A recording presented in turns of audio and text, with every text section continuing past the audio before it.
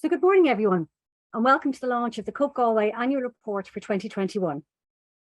My name is Sharon Fitzpatrick, Head of Development with COPE Galway, and I'm delighted to see so many people have taken the time to attend this morning. This is actually our third online annual report launch, and we took the decision to hold the launch online again this year so that we could continue to reach as many people as possible. And indeed, we're particularly pleased to have our keynote speaker, Mr Michael O Flaherty, Director of the EU Agency for Fundamental Rights, join us from Vienna, Austria. So before we begin, just a couple of housekeeping items. You'd have noticed that we've turned off video and muted everyone as you joined the call.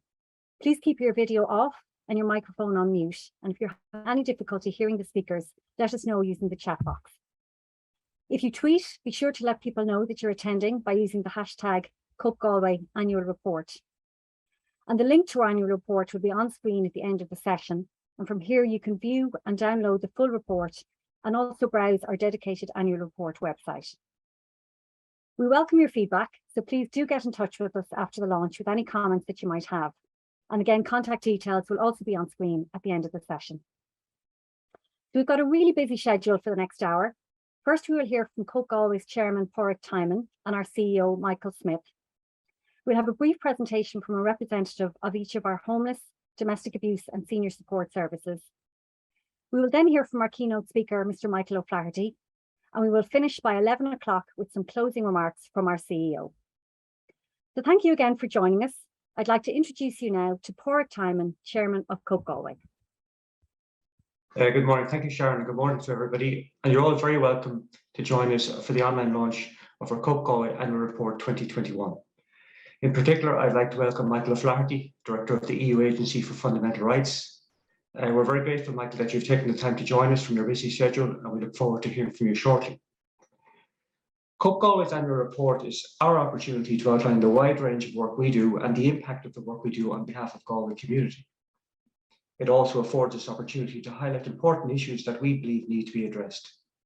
These issues relate to how we support people pursuing their rights and in pursuing a better quality of life. Our report shares stories from some of those whose lives have been impacted or touched by the work with COPE, and these stories are the part of the work we do. Our Board of Management is responsible for the overall governance and strategic direction of our organisation. They are committed to the highest standards of governance, transparency and accountability, and I hope you'll agree that our annual report reflects those standards. We are approaching our 50th year of COPE Galway, very proud of that. So we should take a moment to reflect on the immense impact of the work COPE Galway has done serving the community during that time. The challenges of recent years highlight the importance of community working and collaborating together, supporting those whose needs have never been greater. Our strategic plan was launched in 2020, and it reaffirms our commitment to our values, to who we are, and how we continue to respond to the growing and challenging needs of our clients. But it goes beyond that, and it looks at how to address issues at the earliest possible opportunity through educational and early engagement work. Day to day, we also strive to focus on achieving the best possible outcomes and impacts from the work we do. We do this through high quality services, but also by advocating for systemic change. Change that we believe needs to drive the development of a more realistic and sustainable funding model to support the delivery of our strategy. In effect, what this means is securing adequate state funding to cover the full costs of delivering the services that we provide on behalf of the state, and developing and growing sources of fundraising and earned income to finance initiatives and projects designed to make a difference to the lives of our clients. Recent years have demonstrated the extent to which society and the voluntary sector relies on the voluntary sector and the integral role that COPE Galway and others play in supporting our people and our communities. I call on our state funders to address the legacy of underfunding of our community and voluntary sector, and to please support us with adequate funding and terms and conditions for our staff, which are equitable with their counterparts in the public sector. And I want to make a special mention of our people. I'm often lost for words to describe the work of COPE Galway staff. Despite incredible challenges, their story of 2021 is one of resilience, of dedication and adaptability. Irrespective of the obstacle, they deliver for their clients. Those clients have also demonstrated resolve and great self-belief. And I ask you to please read and pause and reflect on the courageous personal accounts entrusted to us by John and Elizabeth. It was very difficult for them to tell their stories, but they do so to inspire others to take that first step towards available supports. Finally, and on behalf of the Board of Directors, I want to thank everybody who supported delivery of our services in 2021. It is thanks to the enormous efforts of our staff, our volunteers, our partner agencies, founders and donors, the media, and of course the fantastic Galway public that we are able to do the work we do. We're Mila Mahafik Belair, and I would now like to introduce Michael Smith, our Chief Executive. Thank you very much, Pádraig. Firstly, I'd like to thank you, the current Board of Directors, directors who served during this past year, and especially Eamon Bradshaw, who retired as chairperson in November 2021. I want to take this opportunity to thank them for their contribution to COPE Galway. Your collective efforts are immensely appreciated. And now, ladies and gentlemen, it's my pleasure to welcome you all here this morning to this, the launch of our 2021 Annual Report. You'll hear about the important work of our people, our staff, volunteers, and supporters, who through their immense commitment and hard work, move us ever closer to our vision, a community where every person is valued, cared for, and supported at every stage of life. COPE Galway has been making a difference by empowering people, creating change and strengthening communities since the 1970s, almost 50 years. 2021 saw us support 2,885 people across our 3 service areas. I'll briefly outline our work, and then a representative from each service area will talk in more detail about the highlights of their service in 2021. 2021 proved to be an extremely challenging year for homeless services. We supported 1,316 people, families and individuals who are homeless or at risk of becoming homeless. This represents a 14% increase on the previous year. The challenges of the pandemic and the crisis, the housing crisis locally, the local and national, international staffing crisis threatened the delivery of our services again this year. Despite this, we are proud that we continued to operate 24/7 through the entire year. This, however, was only possible with the immense effort and resilience of our homeless services staff. In 2021, COPE Galway supported 696 women and their children experiencing domestic abuse, an increase of 15% on the previous year. Through the continued prevalence of COVID-19 and the associated restrictions, it made it harder for women to seek help. Many other support services were closed or moved online delivery. Our services and supports increased, our staff pushed forward, and again, services remained open throughout the year. With the number of people aged 65 and over in Ireland expected to double by 2031, our work with older people in Galway is becoming increasingly important. We focus entirely on supporting healthy, independent aging at home. Throughout 2021, we supported more older people than ever before, 873 in total. Again, this would not have been possible without our phenomenally dedicated team of staff and volunteers in older people services. Today, we take time to reflect on last year. And it's important that we do this, as 2021 saw our first full year of implementing our 5-year strategy since its launch in October 2020. This strategy ambitiously sets out what we aim to achieve and where our organisation is going with the continued effort and dedication of our brilliant staff, volunteers and supporters. Likewise, the challenges of the past 2 years have given us an opportunity to reflect on our successes to date and to reimagine how we can contribute to the kind of community and society that we want to be part of in the future. Currently in Ireland, we are seeing record-breaking highs of homelessness and never before seen demand for our domestic abuse and senior support services. In COPE Galway's 2020 to 2025 strategy, we outline our plans to turn this tide, a plan which enables us to focus on goals, These goals will help us move towards work in early engagement, advocacy, and indeed prevention. At the heart of COPE Galway lie a set of core principles. Principles which are informed by our organisational ethos and values, quality and professionalism, empowering people, an emphasis on strengths and abilities over weaknesses and needs, deep listening and understanding, and respecting and valuing each individual. Our staff and volunteers are the essence of this, the COPE Galway approach.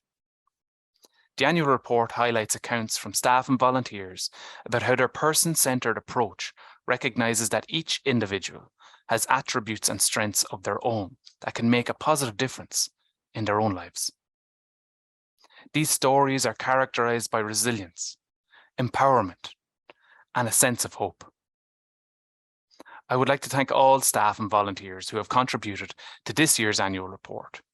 Your stories inspire us to keep moving forward, looking to a future with hope. Our employees and our many volunteers, including our board of directors who support our work, are our greatest resource. Our team showed commitment above and beyond through crisis after crisis, constantly recurring restrictions throughout the pandemic, labour shortages, and indeed increases in demand for our services. Our people are always adapting to new ways of working and continuing to come to work each day, holding the client at the centre of everything we do. Their commitment to our work is what makes it possible for us to continue to deliver essential services and supports to those in our community who need it most. For this, I thank you all sincerely. COPE Galway's annual budget requirement in 2021 was almost €9 million. This excludes private emergency accommodation and capital development projects. 53% of our funding is used on the delivery of homeless services, 18% on the delivery of domestic abuse services, and 10% in senior support services. The cost of fundraising, marketing, and the COPE Galway shop equates to approximately 7% of our total costs, and the administration of the entire organisation around 12%. 72% of our funding comes from our three state funders, the HSE, TUSLA, and the local authorities, and the remaining 28% comes from a combination of fundraising and donations, grants, earned income, and service charges. We rely on the goodwill and generosity of the people of Galway, and in 2021, the Galway community helped us to raise in excess of €1.6 million towards the continued delivery of our services. We simply couldn't continue to do the work that we do without all of your support. Tásúil agam go mhainigí sult as an tuairiscáil bliain tuill seo, agus go raibh míle maith agah as ucht do chud tacaíocht go dtí seo. And now, I'm going to introduce you to Sinead Carey, our Head of Homeless Services. Sinead. Thank you, Michael. When I joined COPE Galway Homeless Services midway through 2021, one of the first things I noticed was the calibre of person that I was lucky enough to have on my team. Since then, I have seen more and more the lengths our team goes to provide high quality services to those who need them most. I am proud to be part of a team that always puts our clients first. Our people are incredible. Our team is resilient, resourceful, hardworking, determined, and most importantly, person-centred. In the wake of 2 years of a pandemic, we can see the toll working frontline throughout has taken on our teams. We are in a perfect storm. The worsening homelessness crisis has meant that never have our services been needed more by the people of Galway. The current national and international staff recruitment and retention crisis has, however, impacted on our ability to provide the services we want to provide.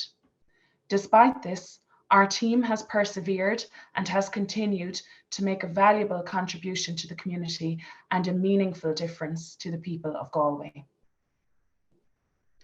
In 2021, we continued to be a responsive service.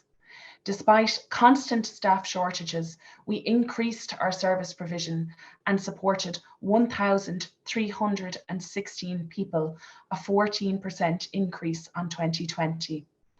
Each one of these 1,316 people we worked with represents a unique individual with their own story, challenges and traumas, strengths and skills, and families and friends. Stories like those so generously shared with us on a daily basis by our clients and shared in the report by John. John speaks of his experience of becoming homeless following a family bereavement and of his move from emergency accommodation back into the community, supported by COPE Galway, including his return back to the workforce. In 2021, our service supported 322 children. To experience childhood in a homeless setting is entirely unacceptable. For parents, the trauma of homelessness is compounded by guilt, shame, and a heightened concern about the well-being of their children. For children, their formative years are fraught with insecurity, uncertainty, and a feeling of being different to their peers. For some, developmental challenges and poorer health outcomes are experienced. 2021 saw the supports offered to our families improving with the addition of a dedicated child, youth and families outreach worker, Vienna, about whose vital work you can read in the annual report. This was the first time our team was in a position to formulate individualised child-centred support plans. Cliana's work also focused on integration into the community and on improving the childhood experience. This role is funded through the Late Late Toy Show and is an example of the important difference grants and philanthropy make to our work. 2021 also saw the expansion of our street outreach service for rough sleepers from 1 day per week to 4. This service provides people who are sleeping rough in Galway with information, support and advice, as well as practical supports such as hot drinks, warm clothing and sleeping bags. Every Thursday morning, the team is joined by Nurse Regina and Dr. Kieran. This ensures access to primary health care for this exceptionally vulnerable group, many of whom are migrants with limited access to accommodation services. Throughout 2021, we operated an extra service for single homeless people and couples at the Glen Oaks. 39 people were accommodated in this service.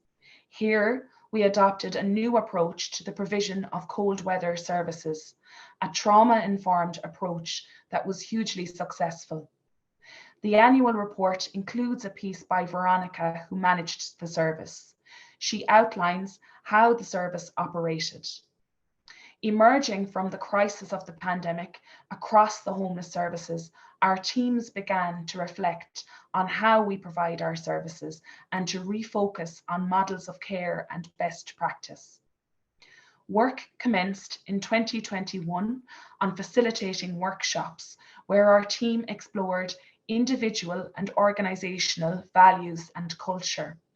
This work laid the foundations for the 2022 rollout of trauma-informed practice in all of our services. This is a whole organisation approach that recognises the impact of trauma in people's lives and considers ways of minimising triggers and re-traumatisation to ensure that our services continue to meet the needs of those who need us the most. The creation of a safe environment, the promotion of healing relationships, and supporting emotional regulation are its three main components.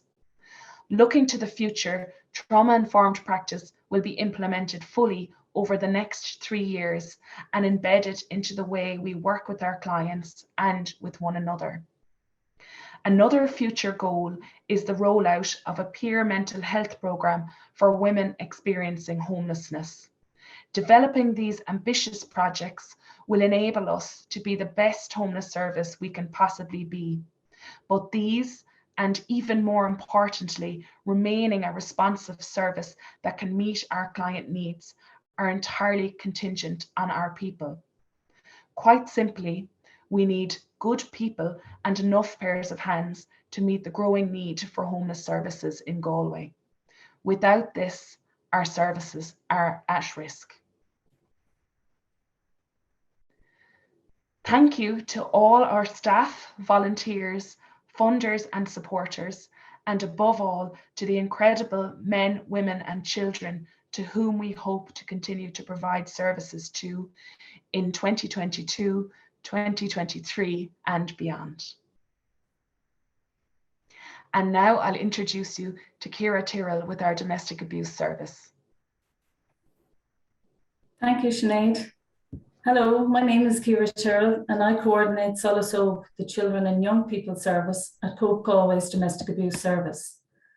I would like to reflect back on 2021, looking at our work with women, children and young people who were supported by our Domestic Abuse Service.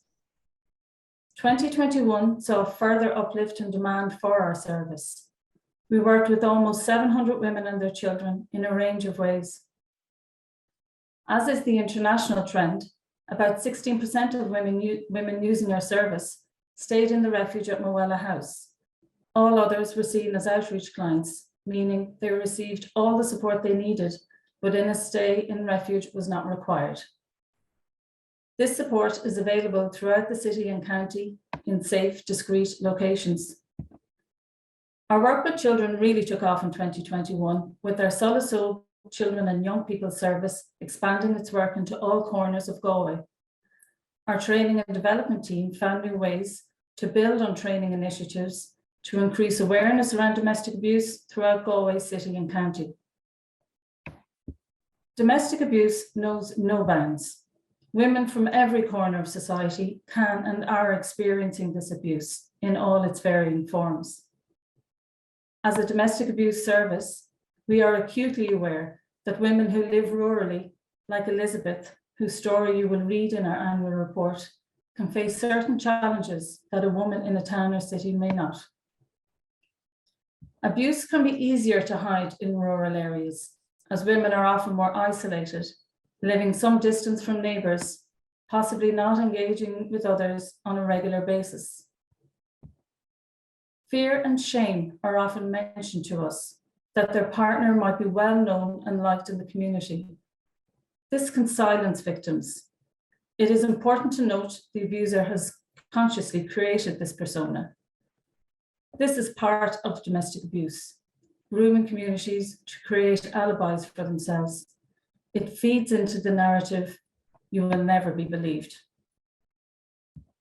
Women experiencing domestic abuse form part of the hidden homeless population. If a woman comes to a refuge with her children escaping domestic abuse, there is the added difficulty in relation to housing. This has become another factor or barrier for women when they are looking to make the choice to leave an abusive relationship and start afresh with their children.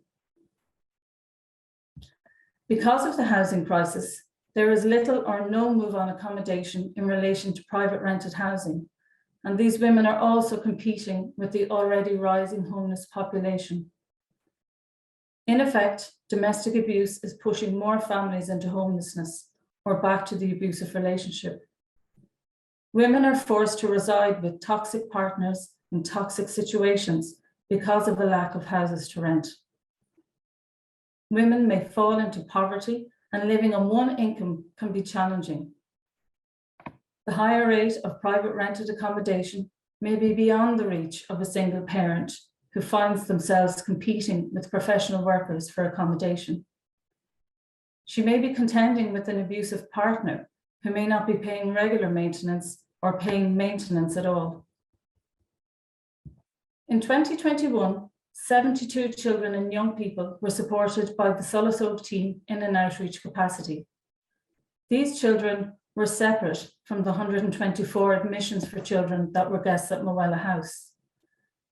The outreach children were supported either at Moella House or in a safe location in Galway City and County. COVID-19 had a huge impact on our work, as it curtailed our face-to-face work with children and young people. We continued to offer phone support to the more vulnerable young people that we were most concerned about, but some more than others were comfortable with this approach. It was hard for them and the support worker, as you cannot see the person, to gauge body language and their true feelings. Our school awareness workshop, delivering our healthy and unhealthy relationships, for most part of the year was quiet due to COVID-19. But however, at the end of 2021, we received a number of requests for workshops for the first few months of 2022. People were thinking, new year, new start, let's get back to business.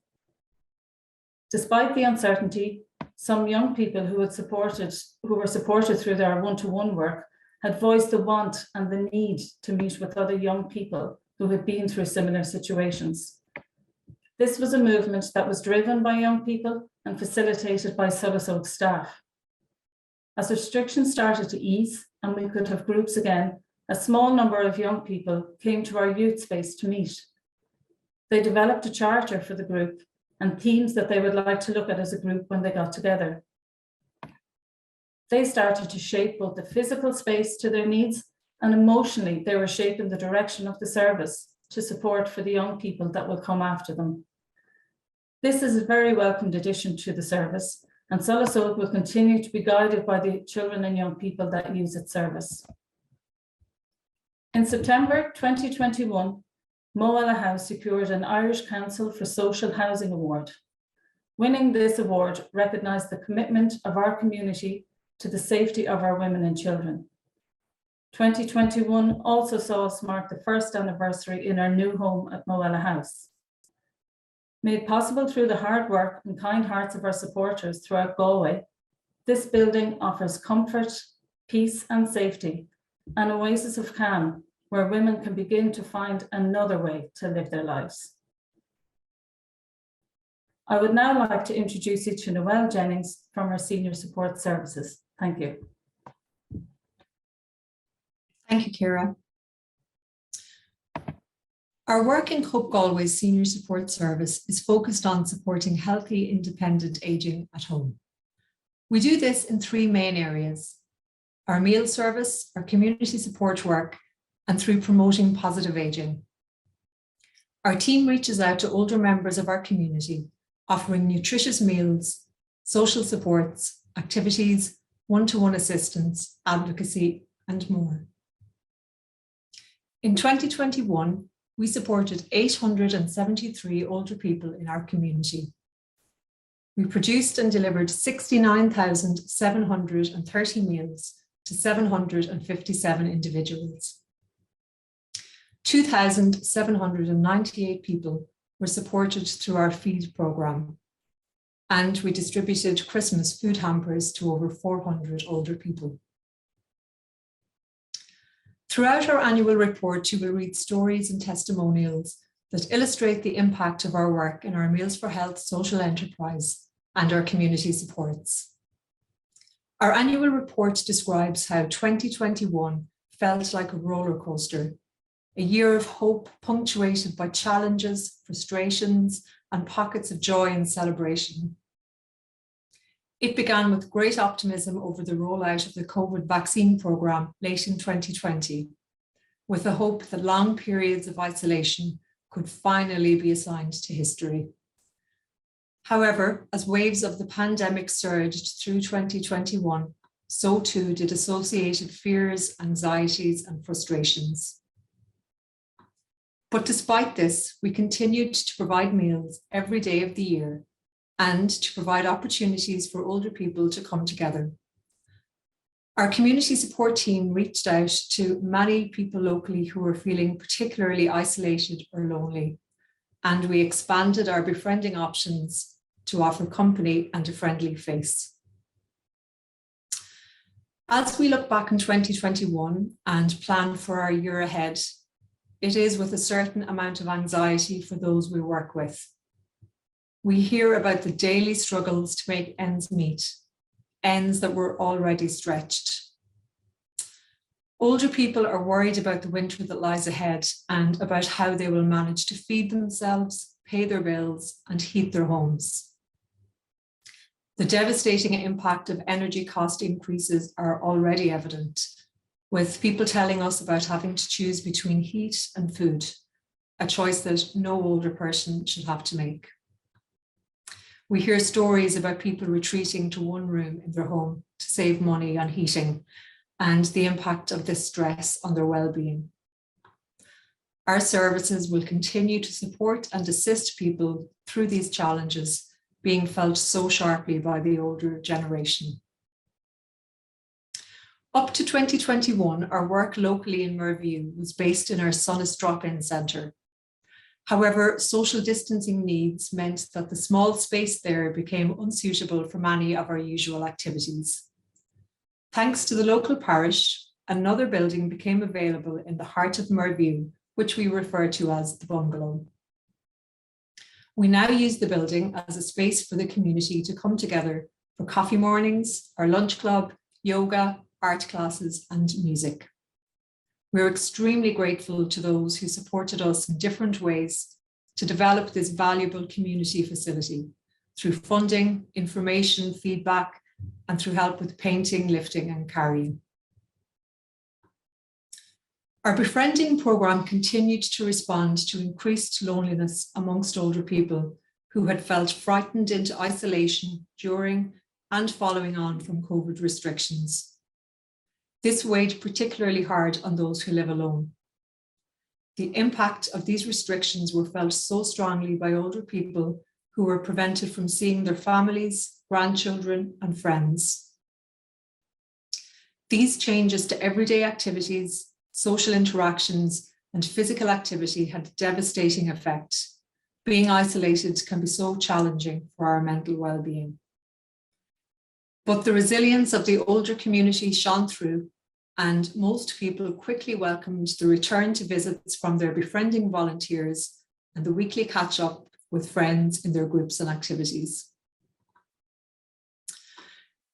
Positive Aging Week gifts us a wonderful opportunity to shine a light on all the positive aspects of aging and the amazing contribution of so many older people in our lives and communities who are quietly contributing all year round and making our lives and neighbourhoods better places. In 2021 and again this year, we showcased wonderful people from across the city and county who epitomise positive, healthy ageing and who motivate us all to take control of our own ageing journey so that we can look forward ourselves to our later years. Thank you to everyone who contributed to this initiative. COPE Galway's social enterprise Meals for Health produces and delivers fresh, ready meals designed to meet the specific nutritional requirements of older people. Meals for Health is facilitating a shift in care to life-enhancing and cost-effective community-based settings, ensuring that every older person in Ireland has access to affordable, fresh, nutritious meals, restoring dignity and choice at mealtimes. The social enterprise model enables a professional, supportive workplace environment, creating employment and recognising the wider social impact achieved by strengthening communities. Our community employment opportunities provide training and upskilling for individuals who are long-term unemployed or who may need additional supports in the workplace. In our annual report, you will meet Martin, David, and Aina and hear about their individual roles and experiences within the meal service team and find out what they value most about their role and the work they are part of. Looking forward to the year ahead, we see some positive developments across our older people services. And given the need for ongoing sustainable funding for our work, we are very appreciative of funding for 2 new community support roles in 2022 from our statutory partner, Galway City Council, and from the Ireland Funds, who have been long-time supporters of our work. On behalf of all of those who benefit from our health-enhancing meals and our community and social supports, thank you. And now I would like to introduce a short video showing highlights of COPE Galway's impact in 2021.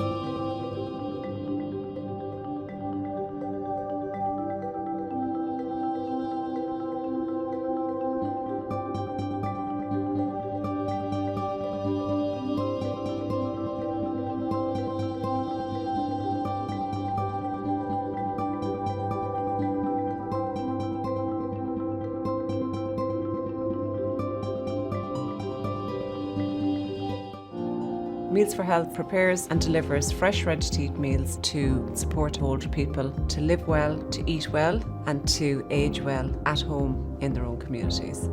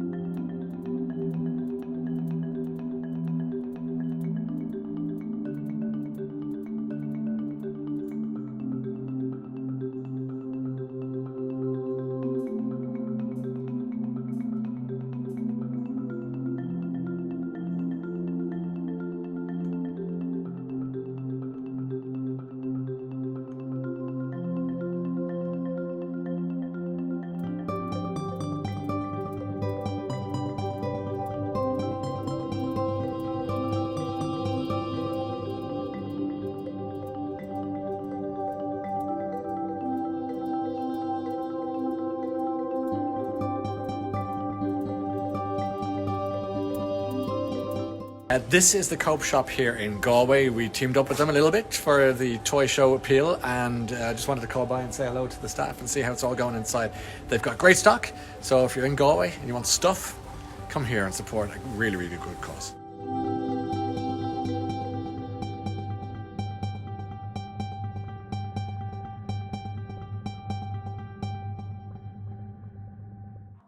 What a wonderful video showing the breadth and impact of our work and some key achievements in 2021 too. And now, without further ado, I have the great pleasure of introducing you to our keynote speaker, Mr. Michael O Flaherty. Michael is Director of the European Union Agency for Fundamental Rights since 2015. He's a former Professor of Human Rights at the University of Nottingham and the University of Galway. From 2004 to 2012, he was a member of the United Nations Human Rights Committee, latterly as chair. Michael, you're very welcome. Michael, thanks very much to you. I'm really pleased to be with you all. And it's just great to be, as I said earlier, coming home virtually. I also found the last hour absolutely fascinating. I really learned a lot. By the way, it was really well put together, the video, but also all the images as well as the presentations. I have to say, I had to smile at the bungalow picture because it looks like you're on the Mediterranean in that picture. It must have been a very good day. Look, friends, of course, I'm very much aware, you've spoken about Galway, and I'm looking right across Europe, that we live in really grim times. For us here at the Fundamental Rights Agency, it's of course about the war in Ukraine and its impact in that country, but right across Europe. Regardless or notwithstanding the war, we've been facing really serious problems over the last few years that aren't getting better. Inequality. We have shocking levels of distance between the richest and the poorest in our societies, and it's getting worse. We have absolute growth in the numbers of people in poverty. People in extreme poverty, people at risk of poverty. We have levels of hate and violence in our societies that's really worrying, and in some cases getting worse, including on the online through the social networks. And related to all of these and separately, we have an increasing breakdown in trust across generations. And now all these problems are not neutral, as you know very well. They don't impact in some kind of even way across society. Women bear a disproportionate level of the marginalization. The people from migrant origin are also in a very exposed and vulnerable situation. And right across Europe, if you were to ask me which group keeps me most awake at night in terms of how far from the center they are, it's the Roma and traveling communities. There are 6 million members of these communities across the EU, and the levels of exclusion are truly appalling. And as every one of you in the presentations reminded us, COVID made everything so much worse. We think, for instance, of the impact of COVID and our responses to COVID on people in already precarious employment. We know that domestic violence rose in the context of the lockdowns. and there were really serious problems of the treatment of the very youngest and the very oldest in our societies. Now, I know that in particular old people, it was very controversial, the Irish responses to their situation, but I'm also thinking of the young, and arguably historically, the biggest victims we'll see of the COVID and the pandemic and the responses will have been the generation that lost so many, a couple of years of those really sensitive years of development, particularly for teenagers. And now again, as I said at the beginning, we have the war in Ukraine and its impact, including its impact for well-being right across EU member states. Something that the Fundamental Rights Agency is following closely, and we published a report on it just last week, which includes evidence, including from across Ireland. Now, in the context of this situation that I've just run through in Europe, your 2021 report doesn't come in any way as a surprise to me. Homelessness, you've told us that in Galway, there's been a rise of 14% in clients. We also, from our work, see worrying situation. We surveyed the travelling community in Ireland not very long ago, just a couple of years ago, and we found that 24% of the members of the travelling community are experiencing severe housing deprivation. 24%. That's 30 times higher than the experience of the non-travelling community, 30 times. We also found what might be unexpected aspects of homelessness in an Irish setting. When we surveyed the LGBTI communities in Ireland and elsewhere, one of the highest figures for homelessness of members of the LGBTI communities was in Ireland, where then they report 25% had experienced homelessness at some point in their lives. Turning to domestic abuse, and again, I notice that you report a rise in the use of your services by 15%. And again, we know that there's a serious problem of domestic abuse in Ireland, but right across the EU, to be honest.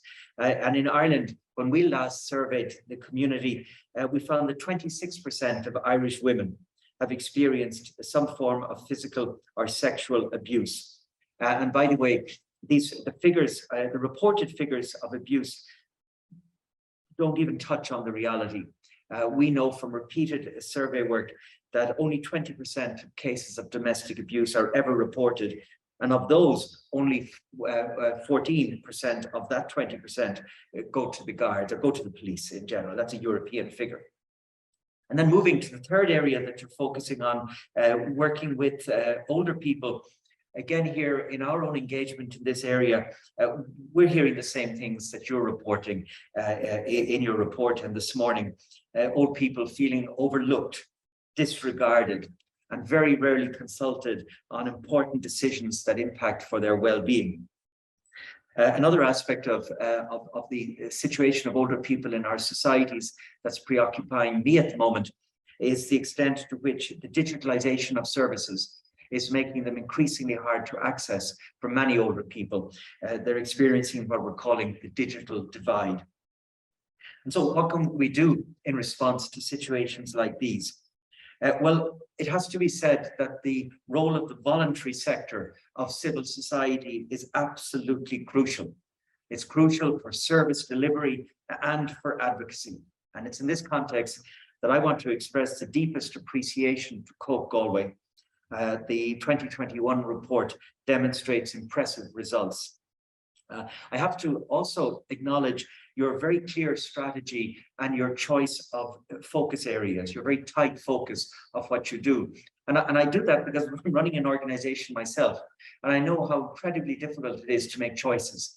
And I haven't been privy to them, but I'm sure you had many long and difficult conversations in deciding to zero in and be so effective in just these areas of your priority attention. I have to say also that I'm impressed by the scale of the work. I honestly, of course, I've known about COPE Galway for a long time, but I had no idea of how much you're doing. I had no idea of the scale of your work. I had only limited understanding of its geographic reach. Literally, as I saw in the report, from Inishbofin to Portumna, from Inisheer to Ballygar. That's impressive. And I must say, speaking as a Galwegian, your work in COPE Galway makes me proud by association. But you know, beyond being proud, your work gives me hope. I read your report from cover to cover, and I read the human stories. I read the stories of John, Elizabeth, of Philip and Paul, as well as of your many staff and volunteers. And they're stories of things getting better, how things can get better, how things can improve. And this is really important, because we've got to find the places of hope and then share them with each other as we face a very bleak environment. And so I really encourage you to continue telling stories, continue giving your clients a place to share their lives and experience. We need to hear from them. Now, speaking of hope, I see also that it is one of your stated values. And other of the values I see in the values chart in your report include keeping people at the heart of the work and always showing them respect. But how is that achieved? Well, I suggest that the key rests in the value you place at the very top of your values chart, that chart that visualizes the values, and that is rights. It's right up there at the top, the reference to rights. And of course, I'm reading that as human rights. And Pádraig, in his opening words, almost his very first words today, made reference to human rights. And I really want to appreciate with respect and to acknowledge that focus that you give. Keeping human rights at the center means that we're not asking for favors. We're not asking for charity. We're not asking for kindness.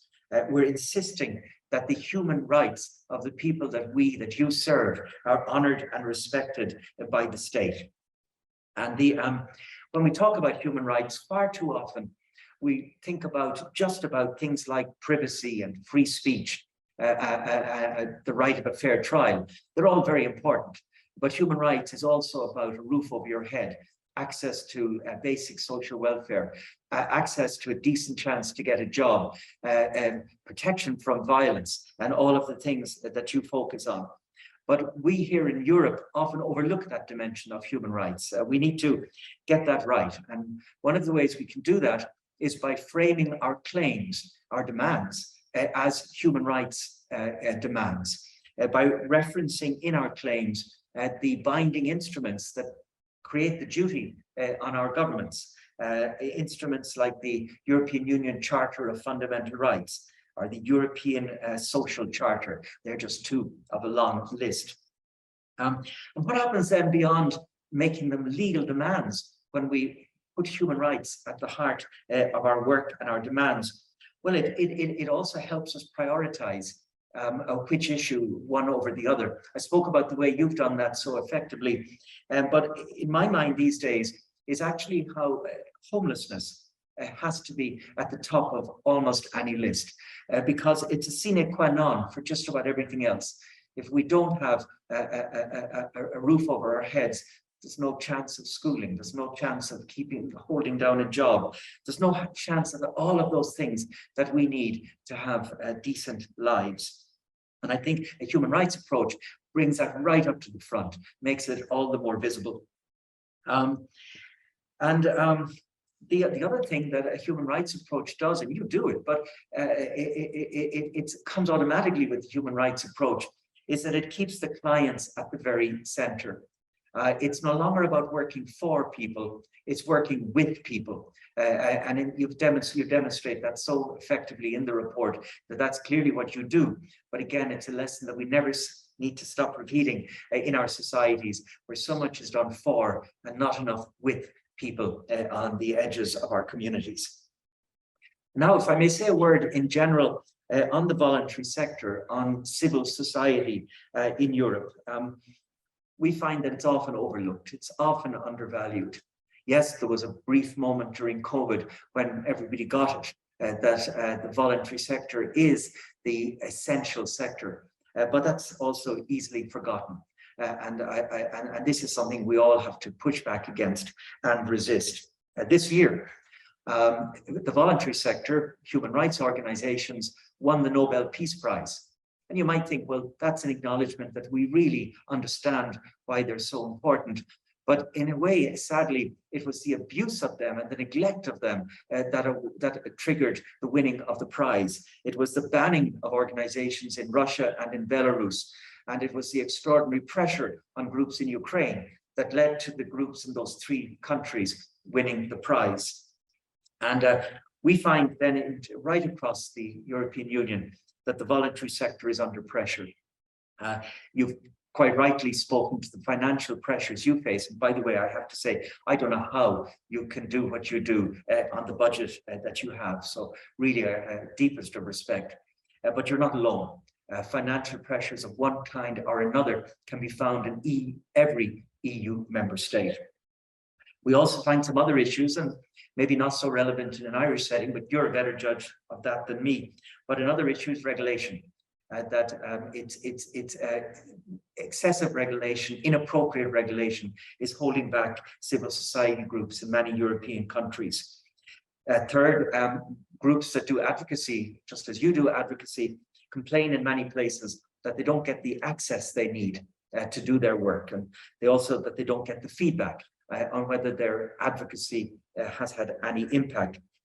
And then, and this I don't think is a big issue in Ireland, thank goodness, but it is a growing issue in some parts of Europe of direct threats and intimidation to workers in the voluntary sector and to their organizations. And it's a very serious concern. Now, what are we doing in standing up for civil society in contexts like this? Well, my own organization, the Fundamental Rights Agency, runs a platform called the Fundamental Rights Platform. There are 800 organizations signed up to the platform. If COPE Galway is not there, I'd invite you maybe to have a look at it. It doesn't demand much from you, but it's a space. It's a space, it's a community for mutual support across EU member states for groups under pressure. We also are publishing, will continue to publish an annual report on the state of civil society in Europe that maps the changes over time, the different way those pressure points I mentioned are playing out in different countries, with a view to getting policymakers to wake up and pay attention. And I'm glad that there is some attention being paid now.